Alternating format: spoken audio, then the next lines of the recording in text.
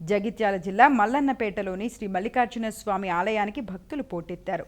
భక్తులు బోనం కుండలను అందంగా అలంకరించుకుని స్వామివారి ఆలయానికి చేరుకుని నైవేద్యం సమర్పించి మొక్కులు తీర్చుకున్నారు. పోతరాజుల విన్యాసాలు, మహిళల పూనకాలు, డప్పు వాయిద్యాలు ప్రత్యేక ఆకర్షణగా నిలిచాయి.